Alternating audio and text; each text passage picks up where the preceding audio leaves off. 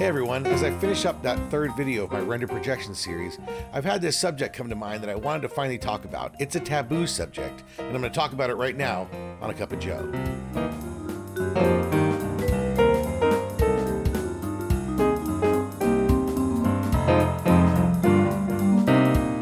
Hey, while you groove to this smooth jazz tune, go ahead and click subscribe and we'll get on with the rest of the video. When I do projections, I'm often looking at historical data, meaning I have to look at the previous renders that have happened, the history of renders. And there's a lot of data in the database. There's how many frames were submitted, how long was each frame, how much RAM did it consume, how many cores did it use. And then you try to look at all these statistics and try to predict the future. But there's one X factor that we don't put in the database. And it's in fact the biggest X factor in rendering that's going to dictate whether or not you're going to use a lot of farm or a little farm. It's not frame time. It's not even frame length. It's supervisor and lead. That's right. Whoever the supervisor and the lead is for various shows or departments really defines often how much extra farm is going to be consumed.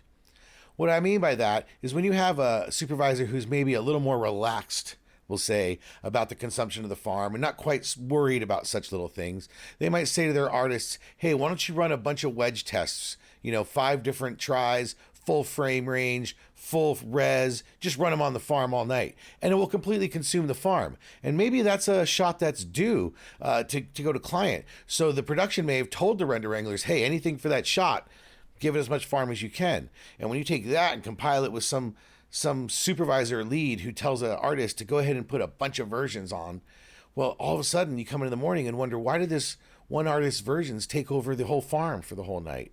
And this comes up time and time again. I've brought it up in SIGGRAPH in a few Birds of a Feather conferences, and I just got, like nobody wanted to talk about the fact that the factors that we need to put into the render database for every render isn't just what type of renderer was it using. Like I said, it wasn't just RAM, and it's not just cores, but it's who was the supervisor and who was the lead potentially on that shot. And as you start to do your historicals, you might say, hey, if Frank here, the supervisor, is on a show as the effects supervisor, I should know that there's going to be a lot more effects jobs than if this other guy, over here, who's really conservative about his approach and only likes to put a few frames on the farm at a time to test.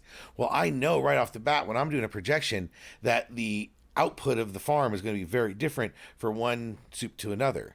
So this is the taboo subject. It's really borders on HR. I mean, can you imagine in the artist field, if you started going to artists and saying, well, how come you use 4 times as many procs as this artist, or this supervisor seems to consume, 20% more procs than this other one? No artist wants to be chased around like they're on the Amazon distribution floor and talking about how many minutes they took to take their pee break or something. Nobody wants to be tracked by statistics. So we leave this out of the database. But I'm telling you, when you're projecting a show and trying to predict how big a show is going to be, who is the supervisor, who is the VFX soup, who are the leads, and who are some of the artists on that show matter more than a lot of the shots themselves.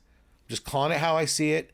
I know these artists are consumptive, are often some of the best artists we have, but knowing who the artist or lead or supervisor is going to be has a big effect when you try to predict how much render farm you're going to use. Had to say it. Start tracking the artists and the blue soups more. You're going to see a lot more intelligence to your projections. Talk to you later.